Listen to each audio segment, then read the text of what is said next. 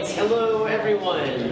Welcome to the June A2NewTech. Is everyone enjoying this beautiful weather? I was supposed to storm all week. I'm not sure exactly what happened, but I am quite enjoying the warmer weather. How many people have not been to A2NewTech before? This is your first A2NewTech?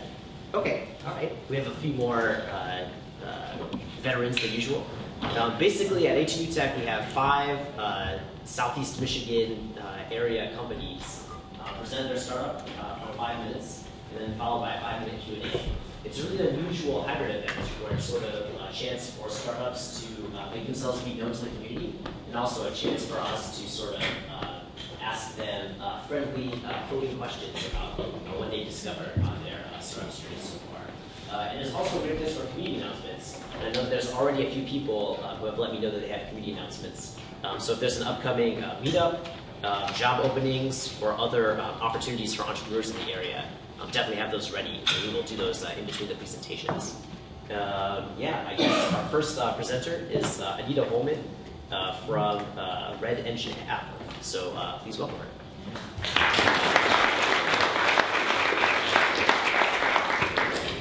Thank you. So I'm leading off, and I'm not saving lives. So I feel really bad that I have a sales app. So we're just going to go into this.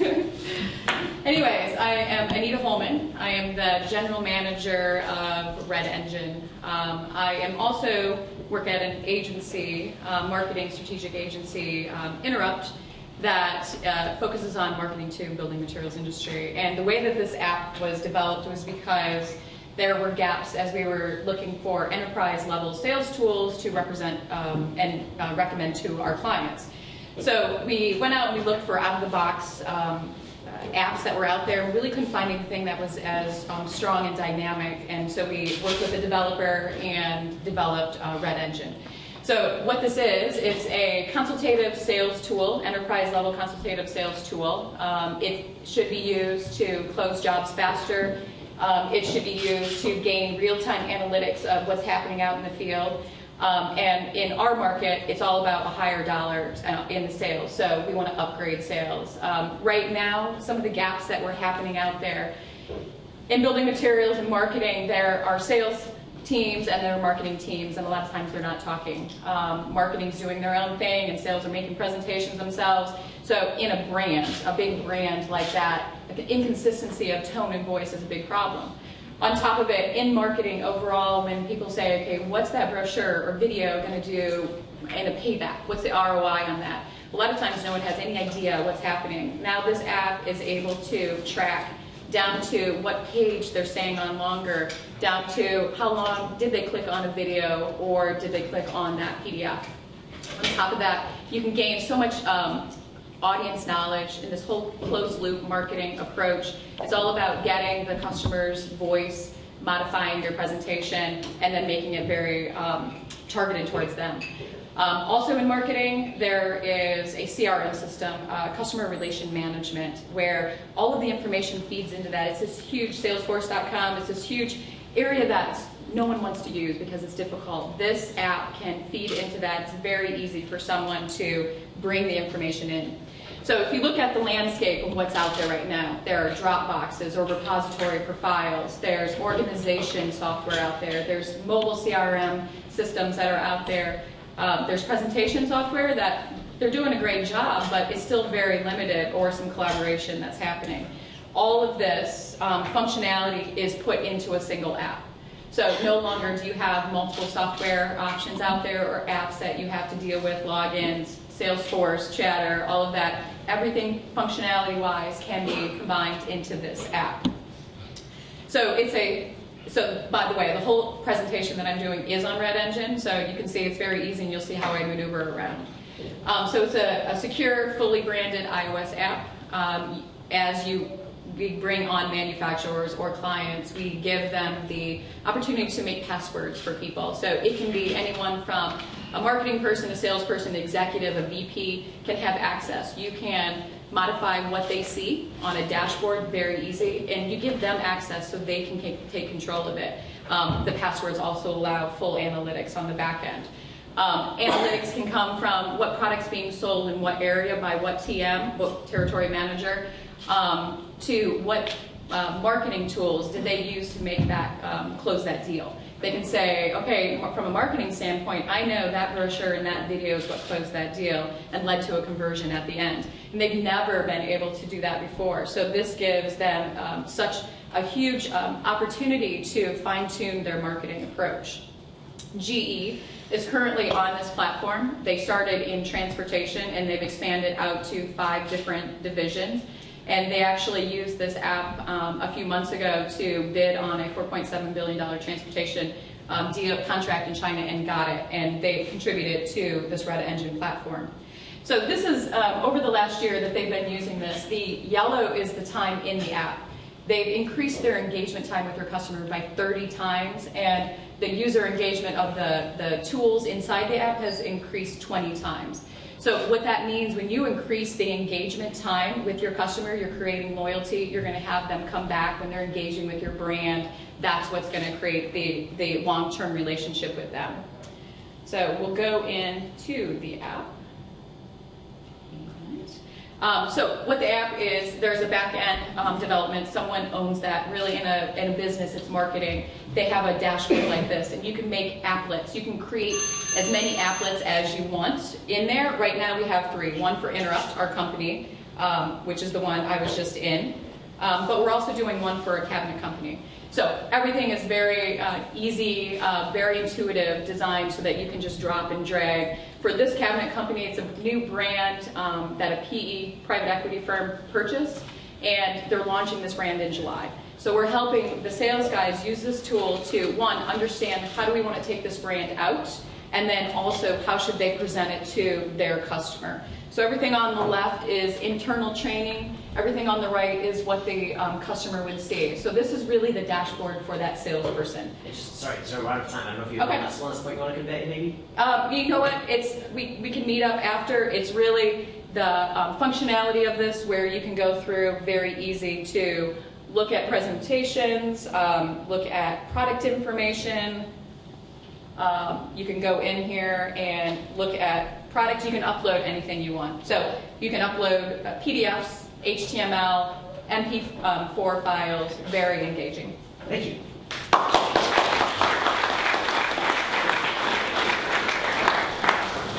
Okay, so now's the most fun part, the Q&A. So if members of the audience have questions for our presenter, don't be shy. You might want to press the button so your speaker works, so your microphone works. Yes, go ahead. Red button. You can call me. I'm slightly confused. What is the name of your company? The app itself is Red Engine app. We developed a new enterprise level company called Red House Brand. So I'm from Interrupt, it's a marketing agency, and we wanted to develop tools, enterprise level tools for the market. So we started with the first app being Red Engine app that is being released out there. We partnered with a developer to develop this, and now we're marketing it to the building materials industry. And Red Engine app is a product or a separate company? It is a product of Red House Brands, which we split off a new company called Red House Brands to bring in tools like this. So as we develop additional apps, it will be under the Red House brand so that we keep it separate from the agency, because we don't want people to be tainted by an agency developing tools like this. So what is the business model that you're planning on doing with this app? Yep, so we're going out to manufacturers. We want them to purchase this to have their internal teams, from a B2B standpoint, from an internal team to take it out to their customers. Now, we've also put a pricing strategy together for a B2C standpoint so that the manufacturer sales teams could sell it to our customers, are like builders who sell it to homeowners. So we have developed a B2C standpoint so builders can also use it to sell in their products to the homeowner. So there's a B2B and then there's a B2C pricing strategy. Do you disclose your pricing? I'm confused to your business model here, because are you looking for people to sell your app and therefore get a percentage? Is it a subscription service? It's a license-based fee. A license? Yep, it's a license-based fee. Sorry, Okay. 5 minutes is really short. So it is a. I'm just trying to get the key parts of the you're fine. license. There's a setup fee, and then similar to like a Salesforce, it's a license-based fee that they would pay for the license. Are you in the positive? It just launched 2 months ago. So we have our first person that we have launched it with. So we have a strategy over the next year. By the end of the year, we want to have 4 people signed on. I think there might be other people that have questions as well. Yep. You said your app does something that has never been done before, something about tracking conversions or... No, well, the tracking has been done. Like StoryDesk is another one, and you can track interactions there.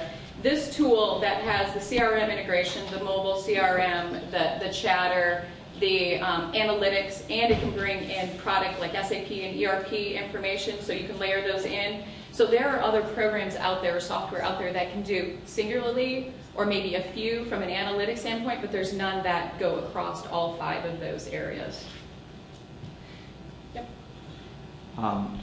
So how do you scale once you move out of the small niche of building materials, which is a very defined set of problems? Yeah. When you go to say like a customer like Boeing, where the metrics that matter to them are very specific to the different programs and other things like that. How do you deal with that level of complexity on your platform? So the developer, we have niched with the developer for building materials, home improvement. So this is really where we're focusing. Okay. They're moving beyond to bigger platforms, and GE is a pretty big global industry that they have been able to go into 5. They are now going global with them, where they've set it up over in China. So we can build that on a system that even if it goes to a large company like So So where are you scaling to? Are you scaling across your niche across other companies, or are you scaling across other niches within?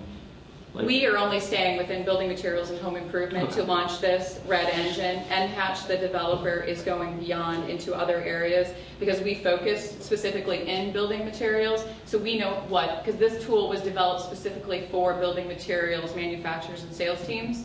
So we're staying in this niche to develop this app. And theirs is called NHatch. We decided to rename Red Engine so that we are specific to building materials. That's quite unique about your offering as well, I think, is that lots of us work in consumer web where we have these offerings direct to customers or to small teams, but this tool is really for people that have large sales teams. Right? Yeah, so it can be anywhere from 5 people up to 200. I just had on a call the other day that they want to give it to their distributor that has 150 people. So what that is it's a direct link from the manufacturer to that distributor, so that distributor has everything up to date, to the minute, that in case they change products, sell sheets, spec sheets, gallery, whatever it is. So I'll be around after if anyone wants to play around on it. Yes, thank you so much.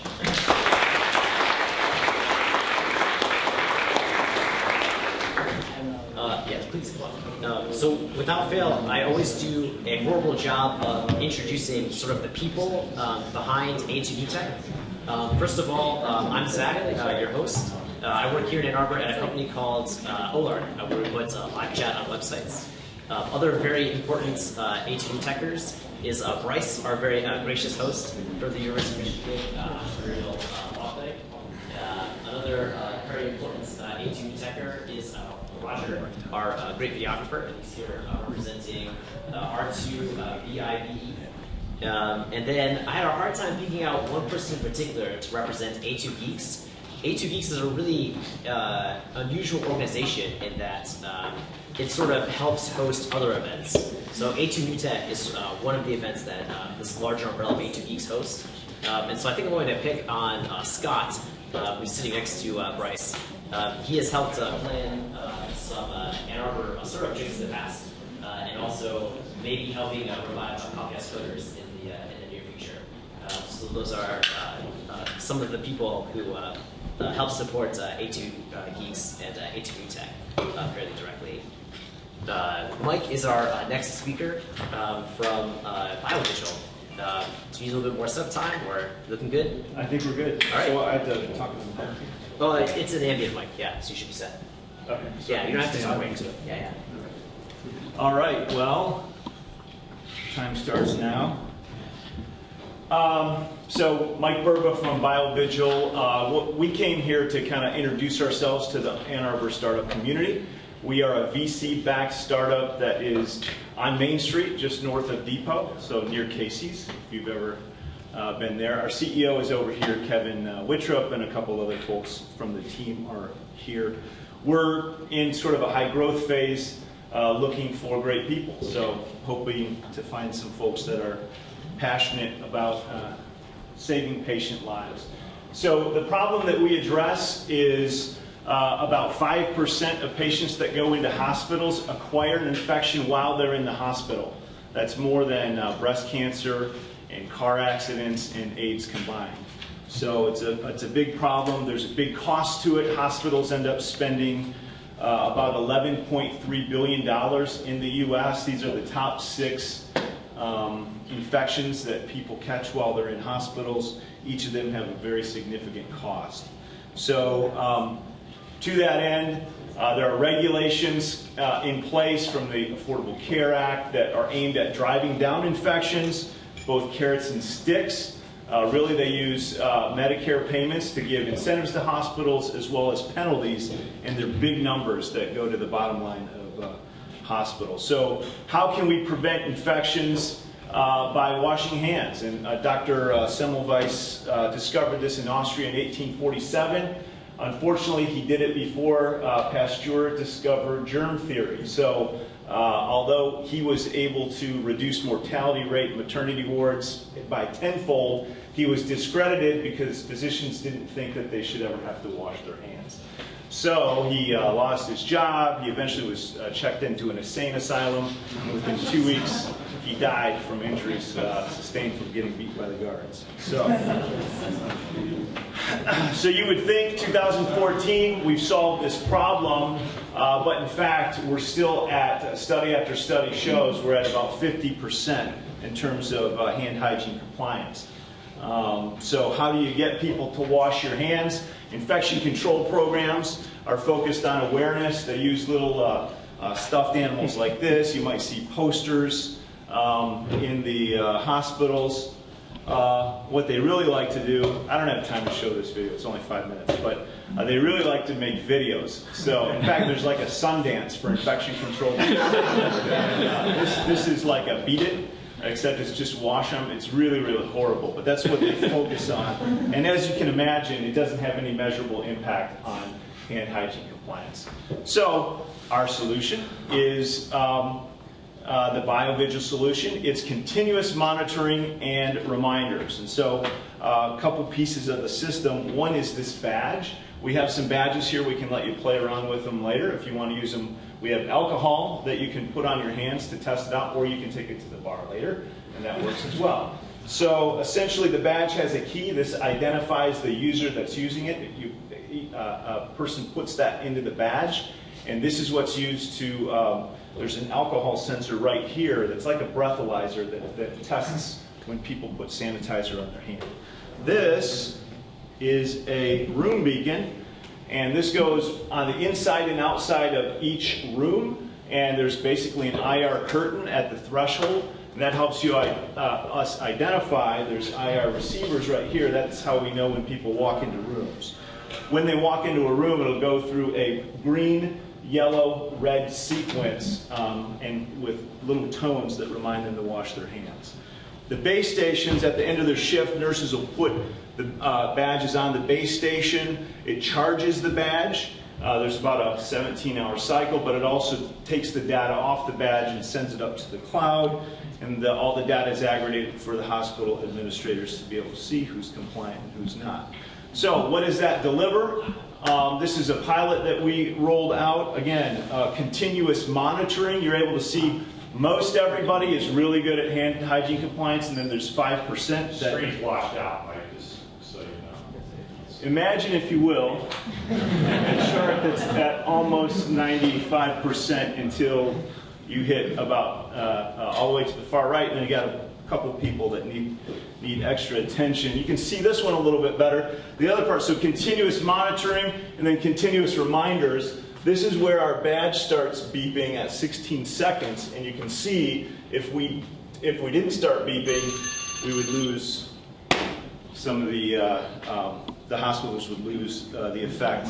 Anywhere, that's how we help them get to 98% compliance, which is what we do with our clients. And 5 minutes. Cool.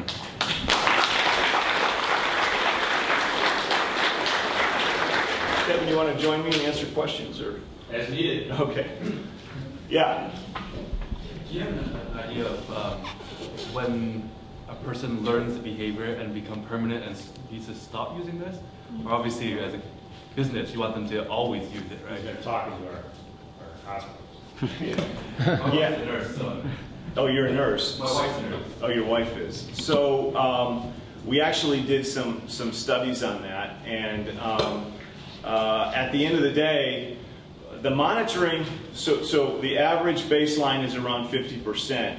When people know that they're being actively monitored, it goes up to about 70%, but without the reminders, that extra 20 to 25%, they just lose it. And why does that happen? It's not because nurses are lazy or they don't want to wash their hands. They just get busy, they can get overwhelmed in shifts. And there's several reasons why they don't do that, but so. What if they got, I guess, incentive to wash their hands?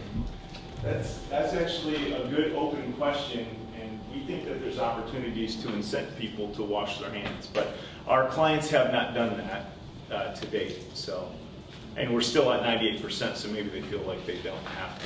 Yeah. You just mentioned a scenario where the nurses are overwhelmed in while giving care, and this device works with an alarm. So how does it deal with alarm fatigue with clinicians?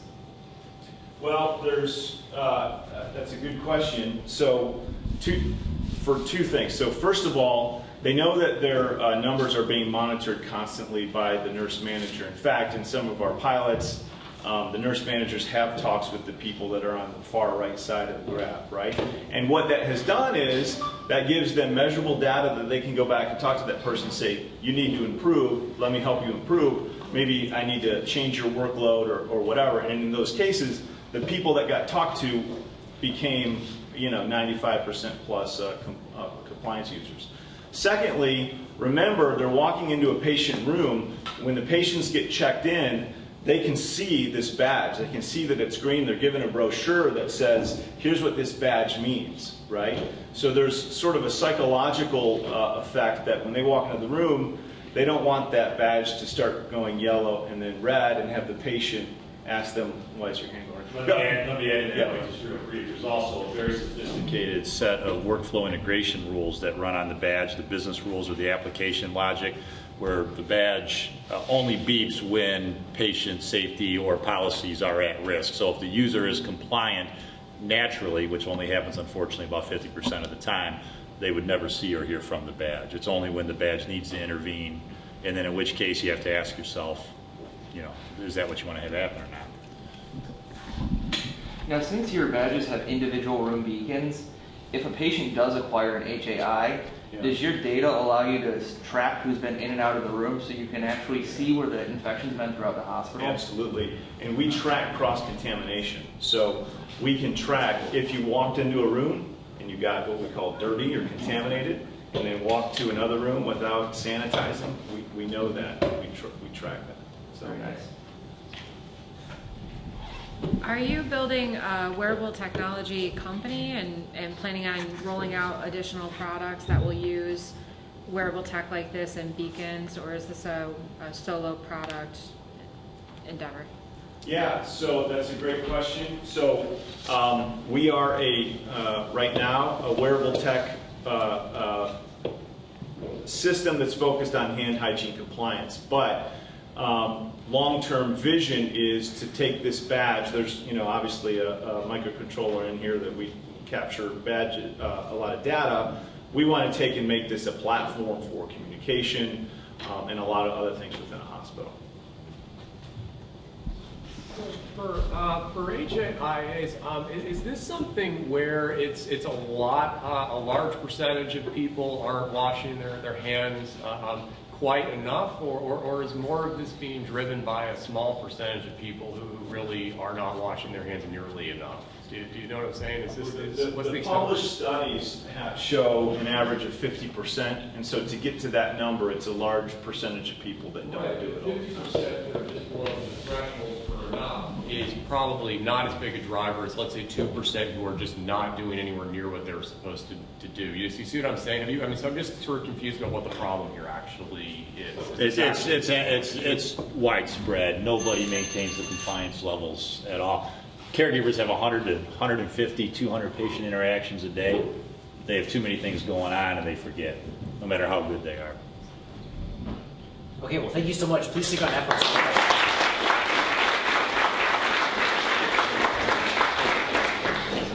Community announcements. There's a few people that I promised that could do community announcements sooner than later, so please come on up. Hi, my name is Debbie Freer. I work at the RIDE. I just wanted to thank everybody who supported the millage, and for those of you who didn't, we hope to make believers out of you over the next 5 years. We are rolling out a new service starting August 24th of this year, so a little bit later night service, a little bit more weekend service. We're in the process of hiring and training new drivers to cover later shifts and things like that, and we're also in the process of purchasing new buses so we can reorganize the routes and take our weekday service all the way up until roughly midnight, Saturdays until 10 o'clock, and Sundays until about 8. So I'd love to hear from everybody in terms of how you use the service now, how these service improvements are going to help you in the future, or what else you'd like to see. I'm always looking for transit stories. You can email me at tellus@theride.org. I'd love to hear from you, and if you want detailed information on the service coming out August 24th, go to therideyourway.org. So, are there any questions? And we'll maybe you can post information on the event so people can find information as well. Okay. Yeah, thanks so much. Thank you. And then I did want to get maybe one more community announcement. Did you want to do a quick 3-second announcement? Okay, great. I just wanted to make sure that everyone knew about a program for startups called BizSpark from Microsoft. This is a program that will give startups access to basically every single software product that Microsoft makes for up to 3 years. It also gives you access to free cloud services and support and visibility and a whole bunch of other good stuff. So to be eligible for this, you do have to be a startup that is building some kind of a software product. So you do have to be building a product. Consulting services don't count. And you have to be less than 5 years old, you have to be privately held, and you have to be making less than $1 million in annual revenue. So less than $1 million per year. And if you aren't building something, if you're doing like iOS apps or Android apps or something where you're like, I'm not sure that's the best fit, you also get cloud services, and one of the things in there is Azure, and Windows Azure is a complete cross-platform solution. So you can run like Linux virtual machines in there. You can also, there's a whole bunch of also mobile services that allow you to connect to, authentication and storage and push notification and all kinds of that good stuff too. So, and then after the 3 years is over, you get to keep every single license that you've downloaded. So we don't leave you high and dry. Everything is yours to keep, and you can just be done at that point if you want to. So there's really no catch. So if anyone is interested, I do have some auto enrollment codes. So feel free to come grab me during a break or afterwards, and I can hook you up. Thanks. Yeah, I know Occidental from A2NewTech has represented Baby back in 2008 has definitely used the BizSpark program to a great advantage. I'm sure other A2NewTech have as well. Yes, yeah. It really is a great program, especially if you need access to Microsoft software. No, this is a separate computer. Yeah. Okay, cool. We will have time for more community events after this presentation. So, Ahsan from BuddyUp, please take it away. Yeah, hey, how's it going, guys? My name is Ahsan. I just graduated from Ross this past month, and I'm on a team with Richard and George, who graduated last year from the College of Engineering. And we're at BuddyUp, and our goal is to help you better meet up with your friends in real life. So let's look at the problem. Right now, near-term social planning is really inefficient, and the big problem is because of the information problem. You don't really know if your friends are free before you even contact them. And say, for example, you do contact them. If they're busy, you get discouraged, and maybe you end up not doing anything. And we think that's a big problem. So before we kind of get into BuddyUp, let's look at what techniques you guys might use to plan your social events. So first would be the text message, right? You just text a friend after you're out of work, or you want to go to the gym, or you want to get a drink. But there's that information problem. I have no clue whether you're free. I mean, you could be busy, you could be sleeping, you could be in another state, I don't really know. So there's a big problem there. Next is the group message thread. Instead of messaging one person, I'll just message 5 instead. So same information problem. I don't know what the other 4 are doing. And on top of that, you add annoying push notifications. Now, we've all been there where we've been sitting there just doing work or something else, and just get bombarded with like 4 push notifications from a group message that are completely irrelevant to us. And we're like, all right, let's go to Facebook, hit the mute button and move on. So we really want to solve that. Now, people try to do it. There's the location-aware apps, like our biggest competitors, Swarm. But these guys go through the same problem too. So they go one step further and tell you who's near, right? So what if you're near me and you're in a meeting? What if you're near me and you're getting lunch with somebody else? What if you're near me and just passing by for 5 minutes? You really haven't told me that much. And in a city like Ann Arbor, where it's so dense, everybody's near you. So you're not really getting any information. So kind of taking that all into account and looking at our own experience as college students in the last few years, we wanted to build a product that really solved your needs. And so we built BuddyUp. Now, instead of doing slides, I'm just going to do a demo for you guys. Cool. And there we go. All right, so here's BuddyUp down here in the corner. Click BuddyUp. You log in through Facebook. So what we felt was, instead of making people create a brand new a new social network, we'll just piggyback off the social network that you already have. So when one of your friends downloads BuddyUp, you guys automatically get connected. Oops. So here you see there's a map, really simple interface. Press the plus button and it asks you what you like to do. We kept it minimal to 6 activities because we felt that these 6 probably covered like 95% of what you're going to do in a day. So say I wanted to get a drink. I hit drink. Let's do it at Charlie's. Okay, now all the mandatory information is already done. I can change the time if I need to, don't need to if I don't want to. I can change the placeholder text if I want to, don't have to if I don't want to. I can add a picture, I can control the privacy. And then I hit submit. Now here you have the current activity page. Basically this is a page that will be visible to all of my friends who I've chosen to show it to. You know, at our default location, our default choice, is all friends, so all of your friends will be able to see it, but say I only want certain groups to see it, you can control that functionality. And all of our friends will be able to see on a map, here's a pin. Anybody want to go into the city? Anyone want to drink at Charlie's? So all around you on a map in your area, it's a social discovery platform. Now, say you wanted to go, we also have a list view too, so say for example that you aren't happy with a map and it's not an interface that will really agree with you, you can switch to the list, which is a very common thing. We think that the map offers a lot of value because lists are, in our opinion, inherently dull. And the cool features is that you can invite somebody right from here. So for example, instead of having to message 6 people, I can just send 6 people a push notification, and only the people who want to come to the event will actually respond. So you're really making the process a lot more efficient. And one of the cool things that we added is that while you're building your network on BuddyUp, say your friends aren't on there in the first place, you can also invite your phone contacts. When you send them an invitation, our servers will automatically send out an HTML link to this page to the person's phone, so they can see, all right, you've been invited as well. On top of that, you can message the entire group right here. So say you have 4 people coming and you need to change the time. There's a change in venue. Somebody's going to be late. Something like that. There it is exactly on a map. And so what we've done is kind of, give you this 2-step process, 3-step process to share your activities with everyone around you. You may only think of 5, 6, 7 people when you're thinking about texting someone, but think about your larger friend network. There's maybe 40, 50, 60 people who you'd actually want to hang out with. We want you to take advantage of that network too. Look at the social opportunity that's actually around you and get out and do more with your friends. Thank you.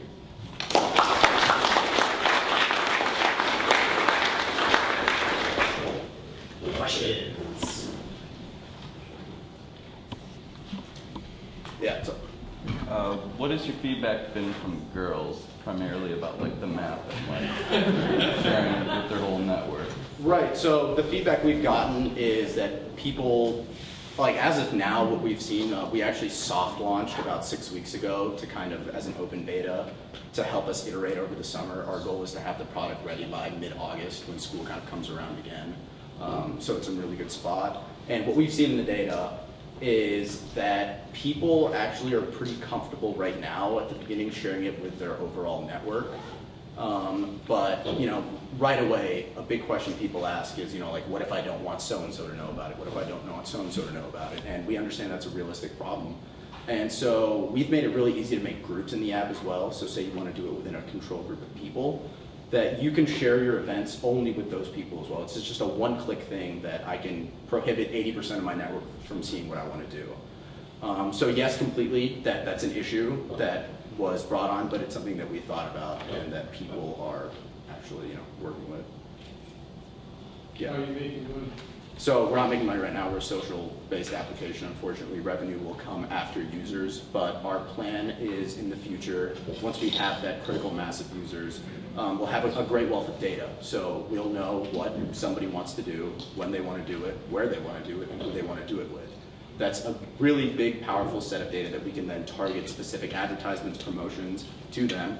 On top of that, it's a very local thing, so we can have promoted events. So say, for example, Necto, the nightclub, wants to do a promoted event.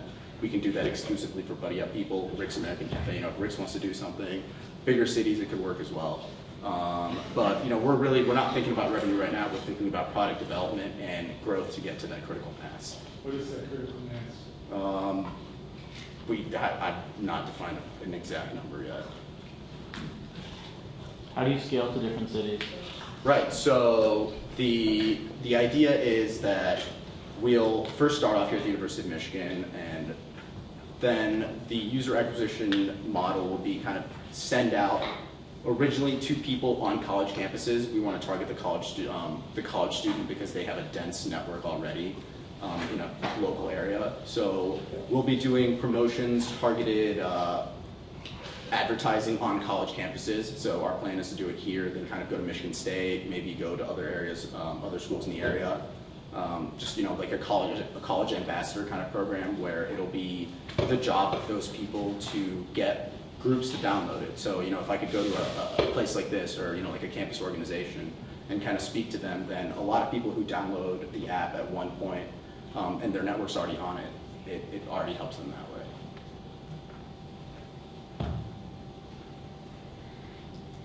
Cool. Any other questions? I had a quick question.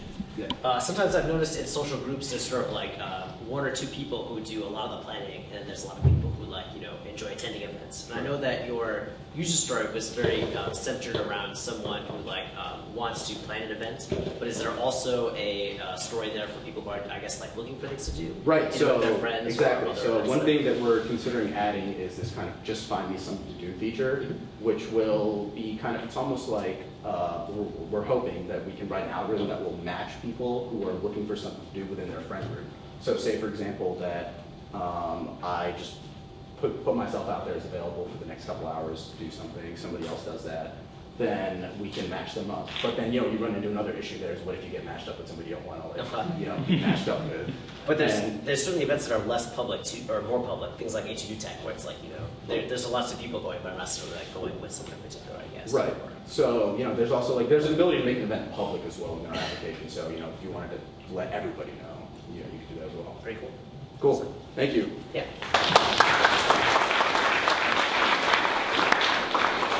Okay, other community announcements, upcoming events, or yeah. Hi, I'm Blake Nexus with Liquid Web. We are a web hosting company that's actually based in Lansing, but you might have seen a few weeks back, we have a press announcement. We're actually opening an office here in Ann Arbor. So we're looking for software developers, testers, systems engineers, building infrastructure, platform as a service. So if you know anyone who's not really interested in the whole startup scene and is looking to do some very cool stuff with a very established company based out of Michigan, please let me know afterwards. I have cards I can hand out and chat with you afterwards. Thanks. Yes. Hi, I'm Tina Watson. I work at another established company in Michigan. I work at GE. We're located in Van Buren Township. If you weren't aware, GE opened an IT center there about 4 years ago.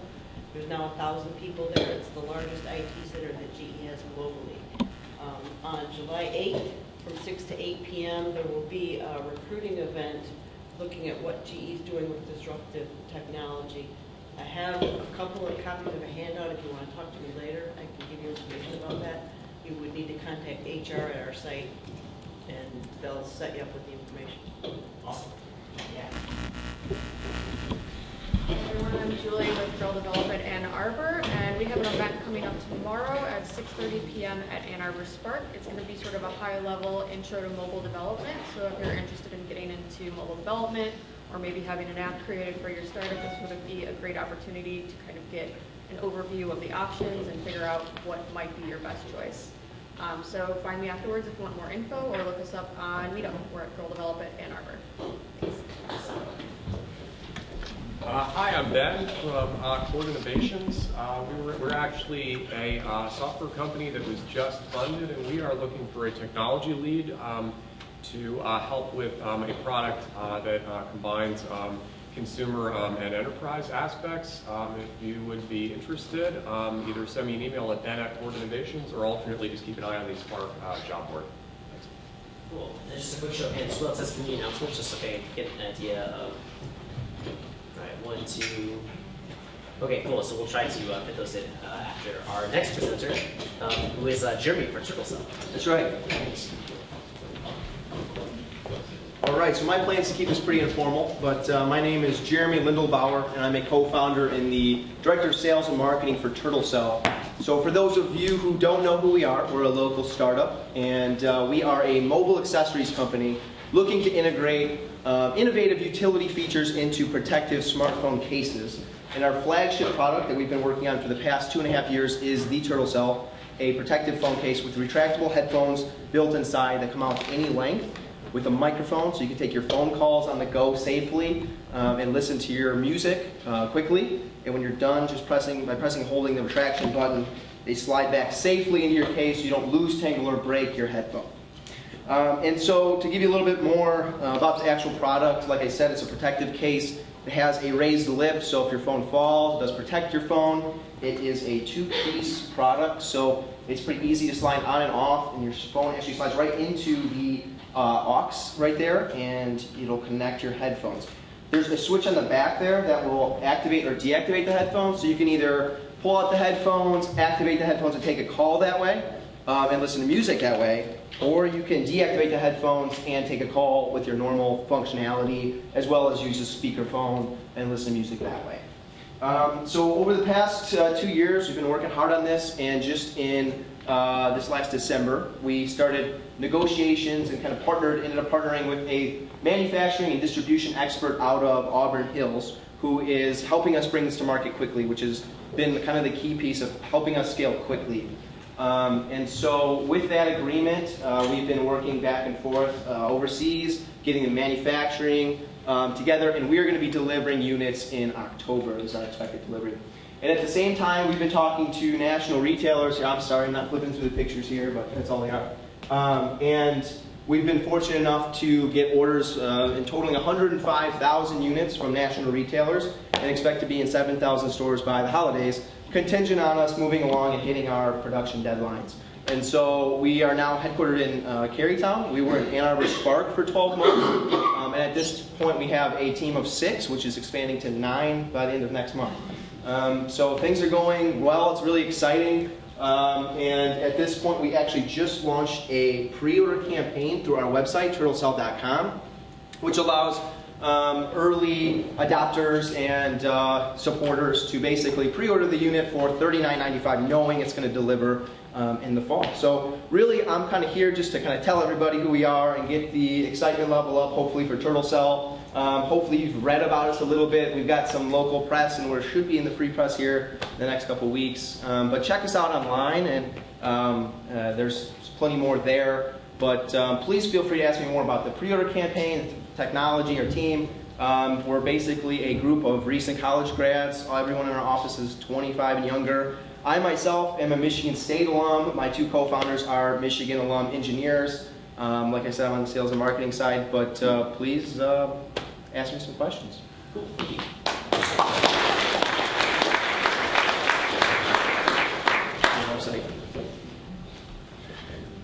What makes those better than like wireless headphones like Beats? And Great question, but yes.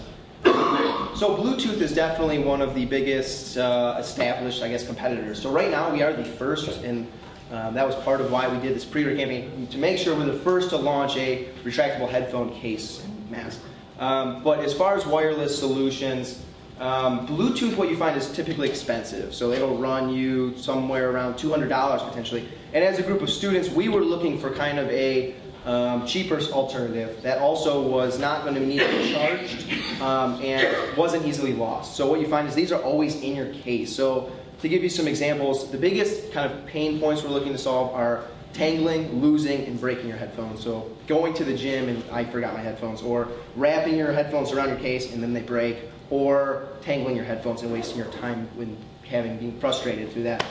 So we see ourselves as a cheaper, more efficient alternative, basically. what's your price? We are selling these for $49.95 retail and $39.95 pre-order. Number one, congratulations on your great success. It's really good to hear. Is there any way we can get your executives to make a presentation on the track that they did in front of this group? Sorry, what's that? Can you get the executives to dedicate some time to educate and tell us how they did what they're doing at this point? And so, yeah, so as, I guess, recent mechanical engineering alums, Paul Schrems is the inventor and kind of the lead designer, along with Nick Turnbull. And it was a lot of CADing and a lot of 3D printing and trial and error. We took it to Kickstarter a year ago, and that was the first time where basically we took an advanced prototype and were able to absorb a lot of feedback and make a lot of changes. So at that time, this was about 12 months ago, you actually had to push the button down to retract the headphones out, which was a little counterintuitive. So things like that, people said, I'm not really a big fan of that. Or I'm not a really big fan of the way it looks. It was plasticky, and now it's got a kind of a rubber, soft touch finish to it. So a lot of the details were getting perfected. We worked with the Entrepreneurial Law Clinic here on campus, and actually we were able to kind of file our patent and protect IP and work hard on that side. As far as the actual nitty-gritty engineering, unfortunately you're right, I can't answer a lot of those questions, but they're in the office working on it right now, and that's why. I wasn't interested in nitty-gritty. How did you build this thing? How did you Sure. How did you grow? Yeah, so how did you determine your business? Yeah, I guess I can definitely answer a few more questions on that if I have a second. Yeah, we'll get some more questions to the audience. That's something we consider, but it's always a trick because we have something we want to present at A2NewTech. A panel discussion about how people got what they were, though, is something that's on. We could talk after that. What phones do they work with? So right now it's for 5 and 5S, and we're building the Samsung Galaxy S5. And the next thing, all the future TurtleCells will have a battery as well, so it'll give you at least 50% more charge on your phone and the retractable headphones. Like I said, it's going to be more of a utility features company. It's not just the retractable headphones, but that's how we're kind of spearheading into the industry with something completely unique. And with the help of our partner who's doing the retail and manufacturing, we have a pretty leg up. I'm sorry, go ahead. Did you know that Apple is planning to change their jack, audio jack, to a proprietary one? Yeah, and that's obviously with the kind of makes sense with the Beats acquisition, and that ends up being potentially a really good thing for us. And I can't get into all the reasons why, but potentially it can actually make our case even smaller, and we're going to need to go that direction anyway. So that is something we're considering. What's your funding situation? So we raised capital actually just about a month ago. We closed kind of our initial financing round. We raised on a convertible note with angel investors in the area. Our lead advisor is Ryan Waddington, who is the founder of Huron River Ventures, and so he's actually who we lease our space through our office in Carytown. Also raised money from Joe Malcoon, Adrian Fortino, and a few others in the area. So some just local angel investors. That deserves a little bit of emphasis. Does anyone else know of a convertible note deal that has been done by Michigan investors before? We do them all. Oh, do they? Okay. I thought it was more rare. No, excellent. Great. Modus operandi. Not the best way, but it is a way. It's great to see those flexible funding options. Yeah, and for us, I mean, with the licensing agreement, they support a lot of our financial needs. So they're doing the investing in tooling, which is a huge chunk of what we're needing capital for, on top of writing us a check every month to help us move along. So that has helped significantly. Originally, we planned to go from a convertible note to potentially raising VC, but we don't need to right now. So, thanks. Yep. Thanks.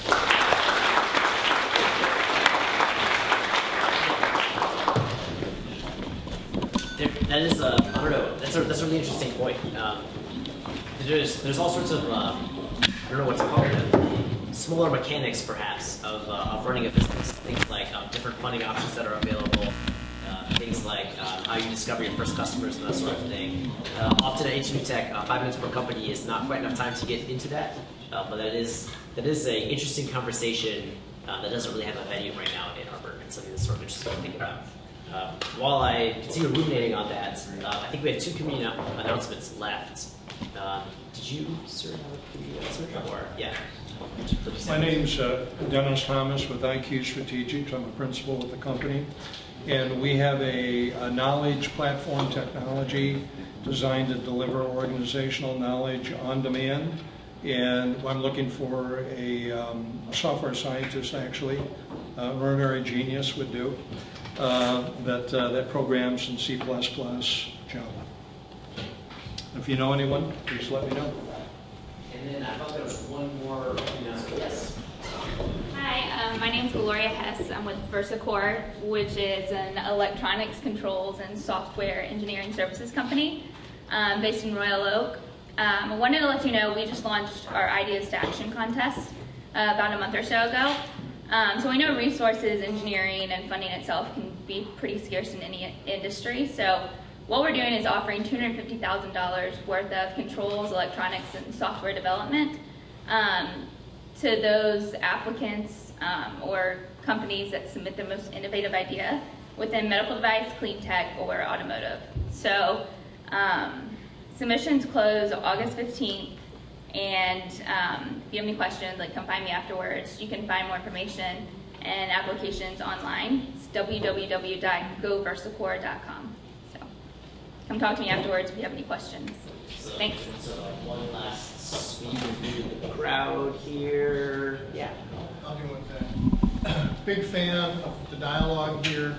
So much so that we've set up a meetup in Farmington on July 22nd to have a similar kind of discussion over there, inviting people to come and present on technology. It'll be July 22nd right downtown in the city of Farmington. So awesome. Come and join us on Meetup. Innovate Farmington. Great. Okay, please welcome our last speaker for the evening, Denis from VirtaLabs. Hey, so I'm Denis Foo Kune, one of the co-founders of VirtaLabs, and we do anomaly and malware detection on medical devices that we were talking about before by simply monitoring the power consumption patterns at the wall, AC. All right, so I'm going to start with this machine. It's a radiation therapy delivery machine for cancer patients. Entered service in 1985, taken out of service in 1987. What happened was a software glitch caused over-radiation of a number of patients, resulting in deaths and lawsuits. Now fast forward to today, where you had a lot more devices that are running software, and a lot more complex software at that. In fact, a large number of the devices that you have in hospitals today are running Windows or Linux, versions of commodity operating system, making them vulnerable to the malware that we've seen on other platforms.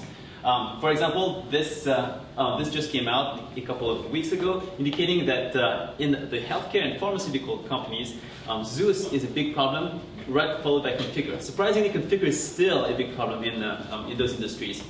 And on average, the time that a device stays infected is about 5 to 6 days, the worst performing segment of the rest of the segments that they've analyzed. So it's not exactly the IT groups at hospitals that are to blame for this, right? So they want to do something. So this is Mark Olson at Bethesda Royal Medical Center in Boston. You guys probably heard about that hospital. They received a lot of people from the Boston bombings. But they can't install patches or antiviruses on those devices for fear of voiding the warranty from the manufacturers. So the problem is this: how do you check for how do you check for malware if you can't run an antivirus on the device itself? So that's where we come in. we have a device. Actually, this is the alpha prototype version 2. It looks kind of goofy with the 2 ears here, but one side plugs into the wall, and the other side, that's where the medical equipment plugs into. It measures the readings from the power consumption and forwards it over to the cloud service, that then does all the anomaly detection and malware detection. So it runs all the signal processing and machine learning algorithms, and that is available for a modest monthly fee from the IT groups. So the goal that we're trying to get to is this. We want to identify malware fast. Remember those 5 to 6 days? We want to reduce it to 1 day, if possible, maybe an hour, by alerting the IT groups to what's happening. So making what was previously invisible now obvious. So for the techies in the room, this is how it works, really. You have what we call system calls. So basically, things that are hitting the processor. Every time that you have one of those operations that happens, it appears very clearly on the power line signature. So the malware will have to run on the processor at some point, right? And when it does, we will see it. And here's an example on a compounder. It's a machine that mixes chemicals to be fed intravenously to patients. When it's idle, it's at the top, and the bottom one, when it's infected, you have something that's trying to connect to the network, doing something. It appears very clearly just by visual inspection. So I'm going to skip over some of how it works on the back end and how we did our testing with some of the most virulent malware that we have out there, and just look at some of the results. So we have pretty good accuracy. Very low false positive rates, which is good. False negative rate, so we let some stuff through. We can't capture everything with 300,000 pieces of malware appearing every day. That's from Kaspersky. Okay, so instead of talking about classification on the cloud, I'm going to give you a brief overview of what we have. So, by the way, I'm going to do a live exploit here. So it may or may not work. But hopefully we'll see something. If I can find my cursor first. There we go. There. Okay, good. So I'm here, and we are running. There we go. It's a machine that's out in Minnesota, and it's running Nginx. And here we have this script that's looking for a vulnerability on the back end here, and we're checking for the anomalies while it's doing so. So. Yeah, there's a chance that this might not work, being, well, a hack. But essentially, it gives you this. This is the output of the developer's backbone. So you can see everything that's happening. And while we were trying to exploit it, it actually it bumped up over there. We can see that something anomalous was going on. It bumped right back down afterwards because the script didn't find a vulnerability per se. It was just trying to exploit it. So anyway, so this is what we have. So there's tremendous pain right now with malware, and we have an innovative way to address it with just power analysis. All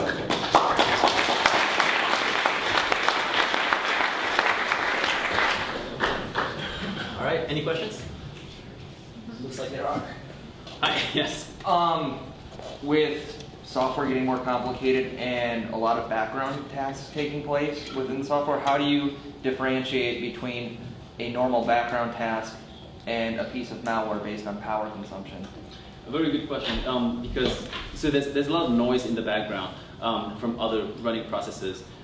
So we feed all the readings into a machine learning algorithm that does the classification. So we cluster basically things that we know are good, including other programs that are running and causing system calls with spikes that we know are good. Then we measure how far from that cluster our current readings are. And if it's far enough, we say, hey, this is a problem. And if it's so far that it gets into another cluster that we know is caused by malware, then we raise a red flag. We alert via email, text, or what have you. So you get a baseline first. That's correct. We need the baseline. We need the machine learning algorithms to learn about what's normal first. Yeah. Another question? First one would be, since it's computer software and the warranty will be somewhat voided, as you say, if you add any software on there, why do these things have network access to begin with? In the sense of, if they don't have network access, is there a virus problem there?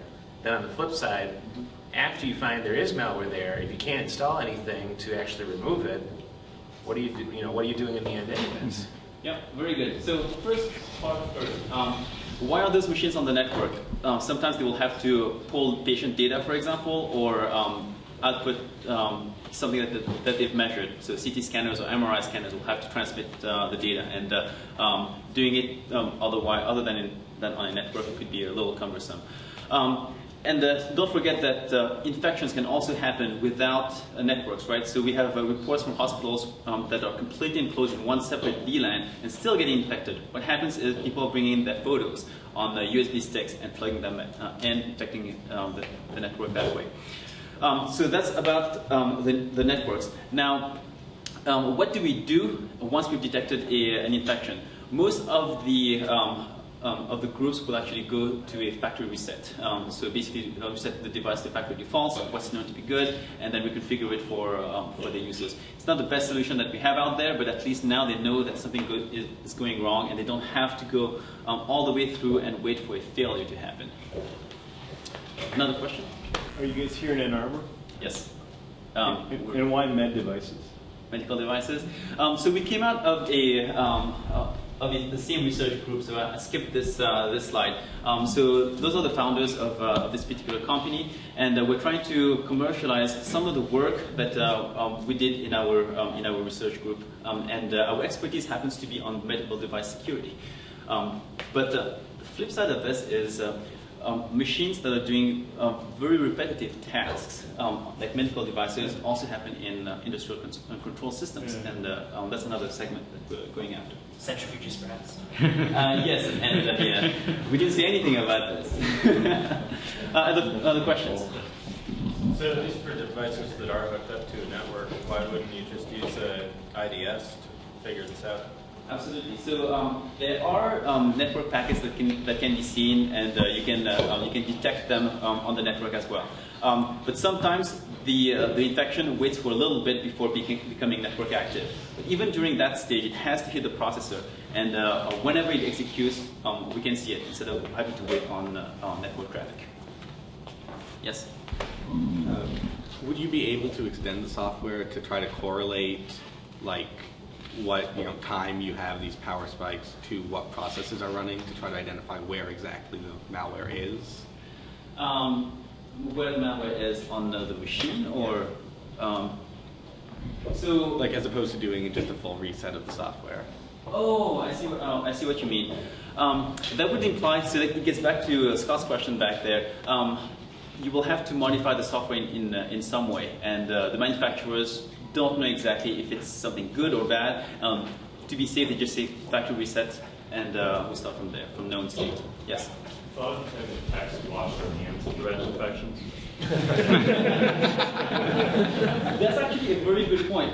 Back in the days, that was the modus operandi, right? And the same thing here now is we want to, instead of hand sanitization, we want device sanitization. So yeah, very good parallel. Yes. So are you selling to hospital systems? Are they your customers? Like, what's your path out? You have a product that works. What's next for you? Yeah. So the two, we're addressing the IT groups in hospitals as our customers, and there's two paths to it. First, we can get to them via direct sales. And of course, they sign a contract with us to access our cloud service. And the other one is to partner directly with OEMs. In fact, there's manufacturers that are interested in the technology because it would give them a competitive advantage. Thank you so much.